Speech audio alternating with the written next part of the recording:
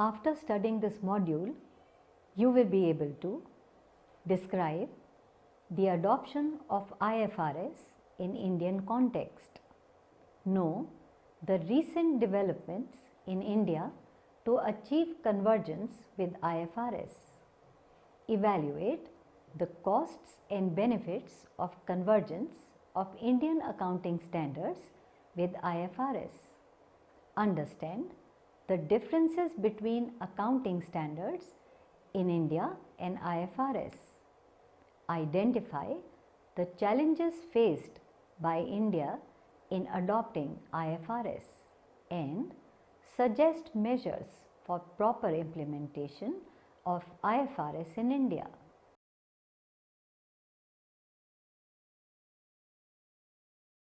International Financial Reporting Standards, commonly known as IFRS, is a set of high quality, understandable, enforceable and globally accepted principle-based accounting standards for the preparation of financial statements.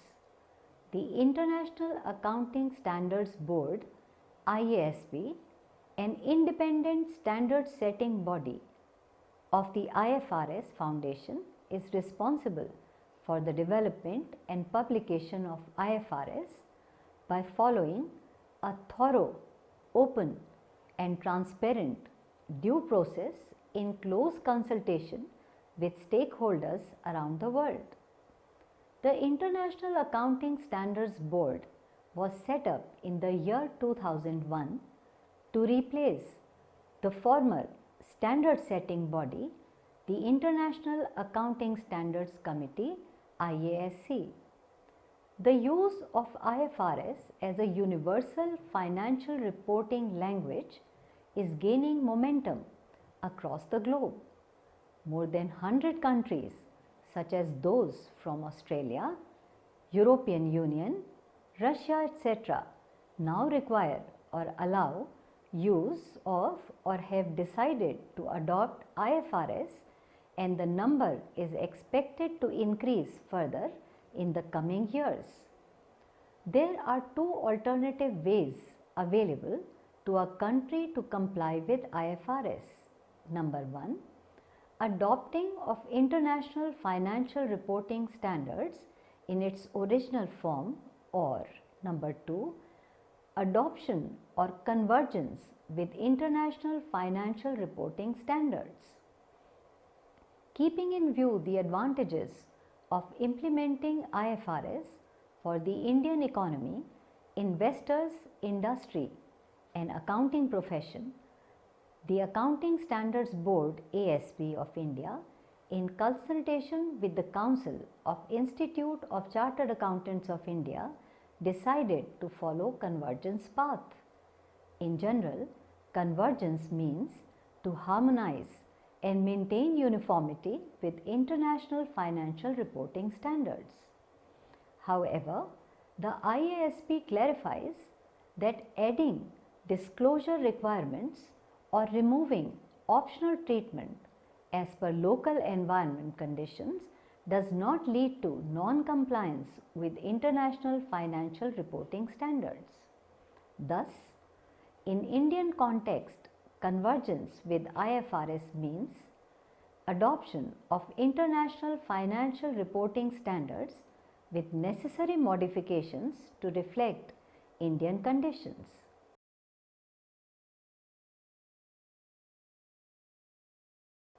Let us now discuss the accounting standards in India. In India, the accounting standards are formulated by the Council of ICAI through its Accounting Standards Board (ASB), which was formed in the year 1977 in the month of April. Thereafter, the National Advisory Committee on Accounting Standards (NACAS), constituted under Section 210A through Companies Amendments Act 1999, reviews those standards and recommends them to the central government. The government then considers the recommendations of NACAS and on accepting them notifies the standards under the Indian Companies Act 1956 by publishing them in the official gazette. Initially, the accounting standards were only recommendatory in nature, but after insertion of section 211, subsection 3C by the Companies Amendment Act 1999, compliance was notified. Accounting standards have now become mandatory. At present, 31 accounting standards have been issued by the Institute of Chartered Accountants of India, out of which 28 standards with a few exceptions have been made mandatory. While 3 standards are not mandatory, they are still recommendatory in nature. Convergence with IFRS in India. In the year 2007, the ASB finalized the concept paper on convergence with IFRS in India after considering the suggestions of the Council of ICAI and commenced the process of developing a complete new set of accounting standards that are based on and converged with IFRS, referred to as Indian Accounting Standards. The Indian accounting standards are allowed to depart from IFRS to account for differences in cultural, legal, political and economic environmental conditions. As part of convergence strategy, the ICAI has classified IFRS into 4 categories. Category 1, International Financial Reporting Standards, which can be adopted immediately or in near future as they have no or minor differences with the corresponding Indian accounting standards.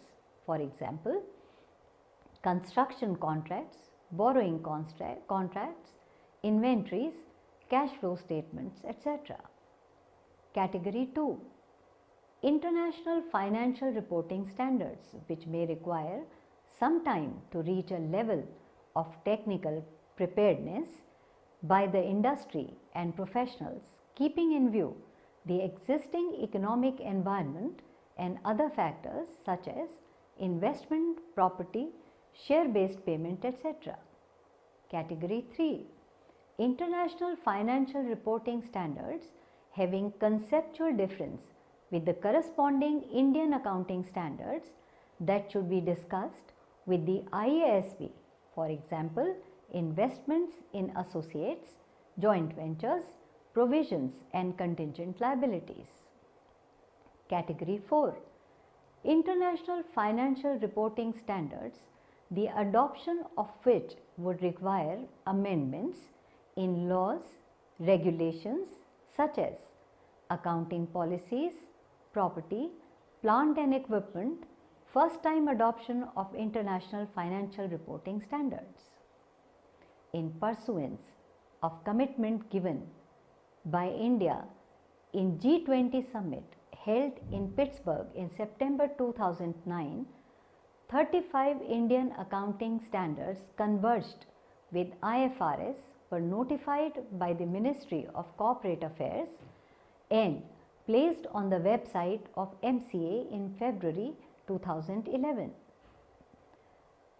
The Indian accounting standards were supposed to come into force on 1st April 2011.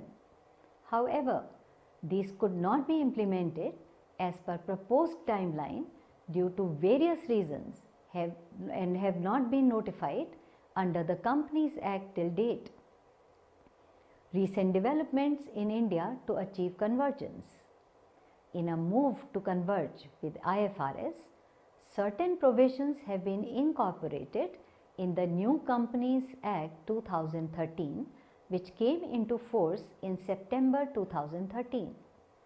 As per section 129, subsection 3 of the Act mandates consolidated financial statements for any company having a subsidiary, associate or a joint venture.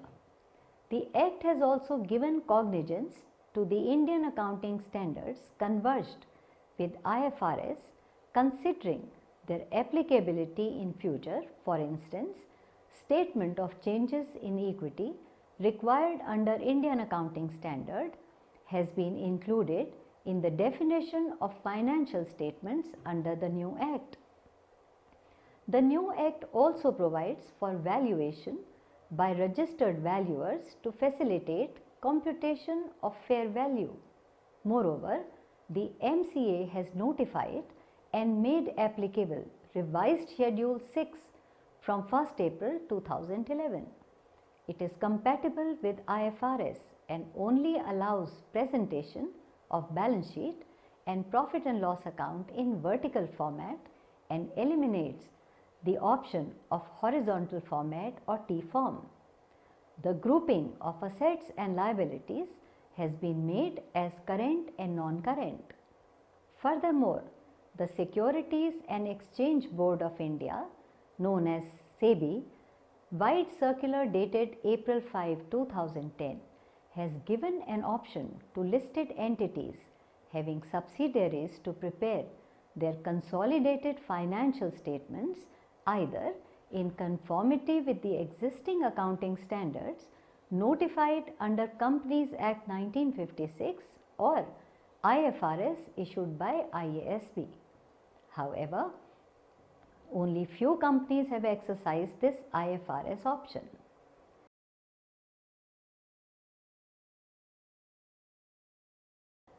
On January 22, 2010 and March 31, 2010, the MCA issued press release laying down the roadmap for IFRS convergence in India. The roadmap requires converged Indian accounting standards to be applied in a phased manner by all banking companies, scheduled commercial banks and urban cooperative banks, non-banking financial companies, insurance companies and other companies. The various phases and respective timelines for convergence. However, the aforesaid roadmaps issued by the MCA could not be implemented from 1st April 2011 and the date has been deferred due to certain unresolved matters primarily involving tax-related, regulatory, legal and economic issues. A revised roadmap for adoption of Indian accounting standards converged with IFRS has been proposed by Council of the Institute of Chartered Accountants of India at its meeting held in March 2014 and has been submitted to the MCA for its consideration to take final decision on its implementation. The recommendations under revised roadmap released by ICAI are: Number 1. There will be two separate sets of accounting standards under the Companies Act 1956. The first set would comprise the Indian accounting standard converged with the IFRS, which will be applicable for preparation of consolidated financial statements by specified companies. The second set would include the existing notified accounting standards, which will be applicable to other companies including small and medium-sized companies. 2. The Indian accounting standards will be applied by the following specified classes of companies in preparing consolidated financial statements for accounting periods beginning on or after 1st April 2016 with comparatives for the year ending 31st March 2016 or thereafter. A. Entities with equity or debt securities listed or in process of listing in or outside India. B. Companies having a net worth of rupees 500 crores or more with a net worth calculated as per standalone audited balance sheet of companies as at 31st March 2014 or the first balance sheet after that date. C. Holding subsidiary, joint venture or associate companies of the above two classes of entities. 3. The other companies not specified above shall have the option to apply Indian accounting standards on an irrevocable voluntary basis. 4. The roadmap for banks, NBFCs and insurance companies will be decided in consultation with the Reserve Bank of India and Insurance Regulatory and Development Authority. In the budget speech of 2014-15, the Honorable Minister for Finance, Shri Arun Jaitley, has said that the converged Indian accounting standards will become mandatory from fiscal year 2016-17. However, they can be adopted by companies on voluntary basis from fiscal year 2015-16. The announcement is in line with the ICAI proposed roadmap. It is envisaged that this move will improve the quality of financial reporting in India and would attract foreign capital into the country.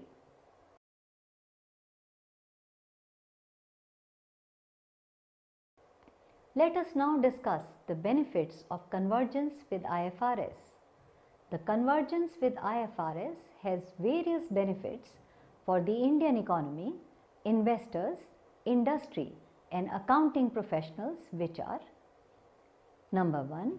Convergence with IFRS increases the transparency and improves the level of understandability and comparability between the financial statements of companies across different countries. 2. Better market efficiency, increase in capital formation and greater economic growth for India. Number 3. More foreign capital flows to India and lower cost of raising funds from abroad. 4. More international business collaborations and joint ventures. 5. Lower cost of preparing financial statements. Number 6. Reduced standard setting costs for India. 7. More relevant, reliable, credible, timely, true and fair and comparable accounting information to investors and other stakeholders. Next, difficult for companies to commit accounting frauds like Enron and Satyam due to the principle-based standards in place of rule-based standards.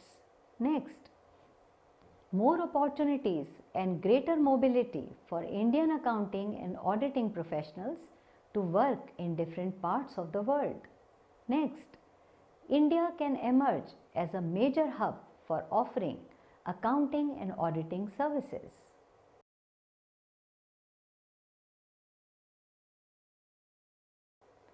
Moving on to the disadvantages of convergence with IFRS.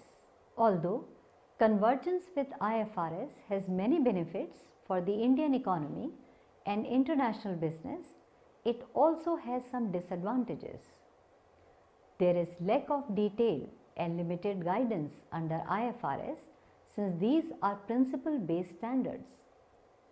Significant costs of adoption and implementation for standard setters. Additional short-term costs to companies such as heavy fee payable to specialists, IFRS accountants. Significant time and resources are required to be invested in re-education and training by companies and professional institutes like ICAI and ICSI, etc. There will be some inefficiencies. For instance, the cost of changing historical audited financial statements prepared as per old rules just for the sake of companies with IFRS based financial statements, resulting in extra cost to the company. In some cases, entities may be required to prepare different financial statements for local accounting and tax laws. Adoption of IFRS potentially creates uncertainty and stock price volatility. Global convergence with IFRS reduces competition amongst alternative financial reporting systems and hence reduces innovation.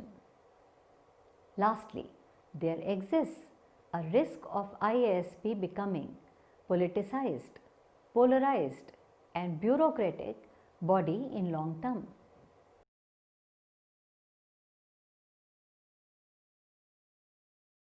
Let us now understand the difference between IFRS and accounting standards in India. IFRS are more principle based and allow more flexibility to the preparer of financial statements, whereas Indian accounting standards in India are more rule based and rigid, not allowing much flexibility to the preparer. IFRS have been drafted in clear, simple and lucid manner.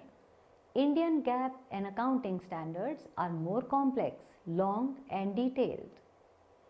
IFRS emphasize that companies should report the assets of each small transaction based on economic substance rather than legal form. Indian accounting standards have been driven by the written contract and the form of transaction as opposed to the substance. Under investors' needs are given priority over law. Under Indian GAAP and AS, legal requirements get priority over investors' needs. Historical cost is used, but primarily IFRS emphasize on fair value, the intangible assets, property, plant and equipment and investment property may be revalued, while derivatives, biological assets and most securities must be revalued at fair value. In accounting standards, financial statements are prepared based on historical cost except for fixed assets other than intangible assets which may be revalued at fair value. Under IFRS, reporting is done in functional currency, which is the currency of the primary economic environment in which the entity operates and may differ from local currency. Under Indian GAAP and accounting standards, financial statements are required to be prepared in local currency only, that is Indian rupees. Under IFRS, depreciation is allocated over the useful life of asset, which has to be computed again and again until the asset is removed from the books of account. Under Indian GAAP and accounting standards, depreciation is based on higher estimate of useful life of the asset or the rates prescribed by the Companies Act. IFRS do not prescribe a particular format. However, certain items must be presented on face of the balance sheet. Under Indian GAAP and accounting standard, the revised Schedule 6 and other industry specific laws like banking, insurance, etc. specify respective formats. IFRS do not prescribe a particular format. However, certain items must be presented on the face of the income statement. Expense classification may be based on nature or function. Under Indian GAAP and accounting standards, the revised Schedule 6 prescribes vertical format and expenses to be classified only on the basis of nature of expense. Under IFRS, cash flow statement is mandatory for all entities. Under Indian GAAP and accounting standards, cash flow statement is mandatory only for entities specified by the ICAI. Under IFRS, statement of comprehensive income is prescribed and is a component of financial statements. Under Indian GAAP and accounting standards, the statement of comprehensive income is not prescribed. Under IFRS, no transaction can be termed as extraordinary or exceptional since all events are assumed to be in the normal course of business.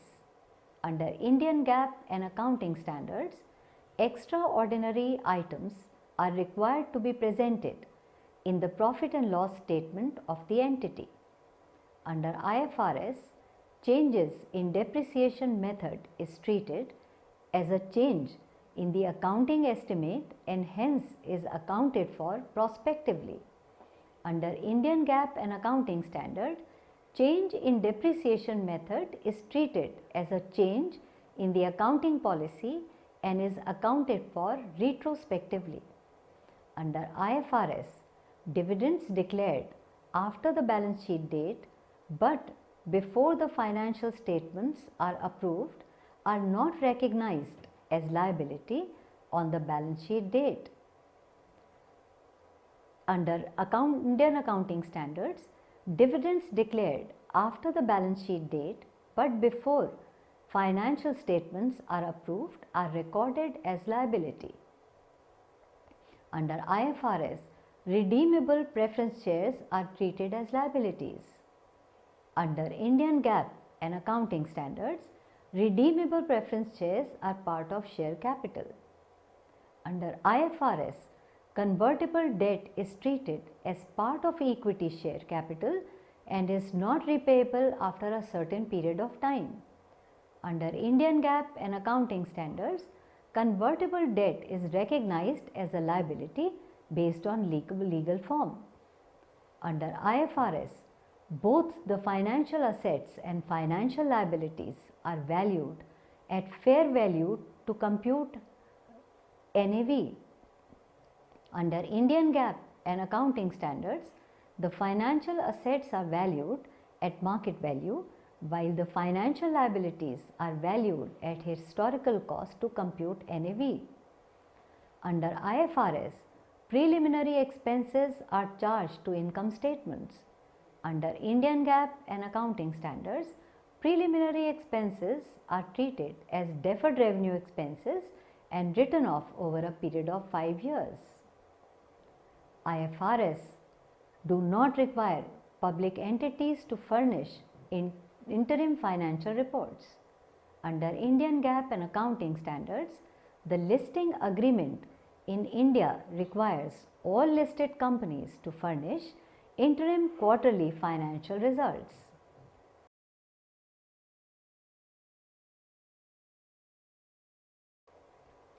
Moving further, we shall now identify the challenges for India in adoption of IFRS. Adoption of IFRS in India is a difficult task and India has to face various challenges in its implementation, primarily due to differences that exist between IFRS and accounting standards in India. The major challenges before India are: number 1, there are differences in economic, social, legal and regulatory environment across countries. Number 2, there is a need to change several laws and regulations that govern financial reporting practices in India, for example, the Companies Act, Banking Regulation Act, RBI, SEBI and IDRA regulations, etc. Number 3, the application of fair value principle under IFRS would bring significant changes in presentation of financial information, resulting in subjectivity and volatility in reporting earnings, EPS and price earning ratios. Number 4, there is a lack of availability of actuarial professionals in India to determine reliable fair value. Number 5, there is a lack of clarity on tax implications of convergence with IFRS. Number 6, the High Court has the authority to prescribe accounting requirements in case of merger and acquisition situations. Number 7, management compensation, stock options, debt covenants, tax liability and distributable profits are all based on existing Indian GAAP or accounting standards and will have to be substantially revised. Number 8, India does not have adequate IFRS professionals having practical experience of convergence. Number 8, resistance towards change from politicians, industry and other stakeholders also pose great challenge. Next, there are apprehensions regarding IFRS, primarily due to application of fair value, popularly known as mark-to-market accounting, which was used as a tool for manipulation in infamous Enron scandal. Next, the IFRS transition cost to be borne by Indian enterprises is huge.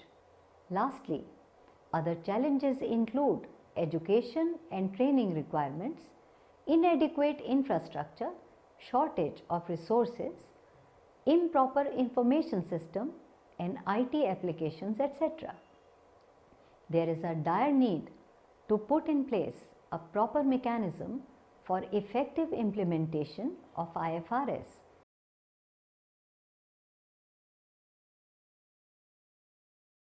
Suggestions should be considered by Indian regulatory and professional bodies and by the industry at large to ensure smooth implementation of IFRS in India.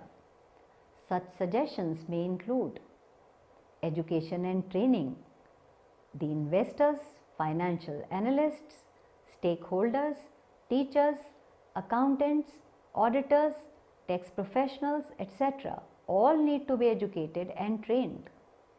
IFRS should be introduced as a full-fledged subject in universities, especially in chartered accountancy curriculum.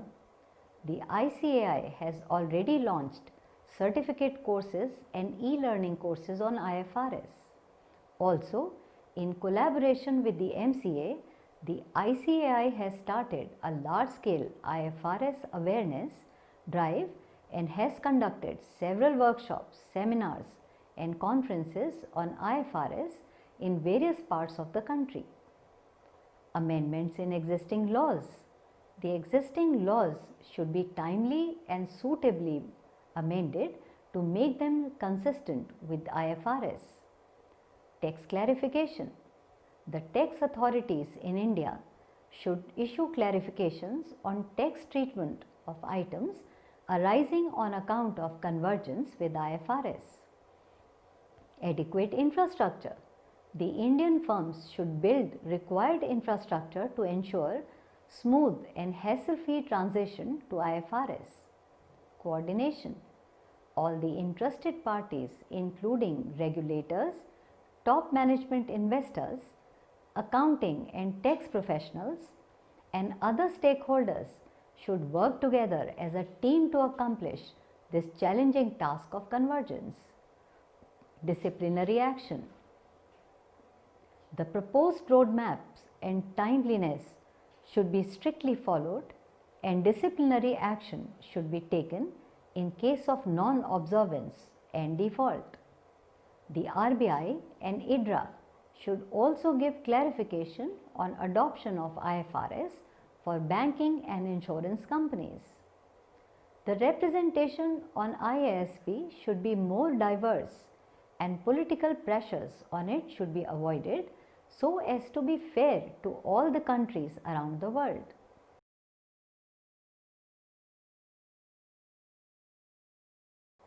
Let us now summarize what we have learnt in this module.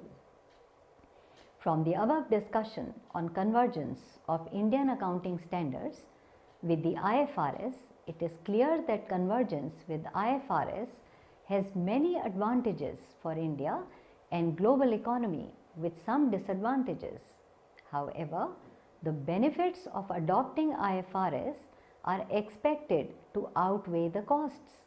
Also, the recent developments in India like New Companies Act 2013, Revised Schedule 6, new proposed roadmap by ICAI, announcement in 2014-15 budget, etc. clearly indicate India's intention and commitment to adopt IFRS. Despite various challenges faced by lawmakers, regulatory, industry and accounting professionals, India has been slowly and steadily progressing in the process of convergence. The smooth and speedy transition to IFRS requires India to have adequate infrastructure, sufficient number of educated and trained professionals, and proper coordination among the various interested groups involved in the convergence process. Since the convergence process in India and other parts of the world is still going on, we cannot precisely state the impact of adopting global accounting standards. The actual implication can be unveiled only once the converged Indian accounting standards are practically applied and experienced by India.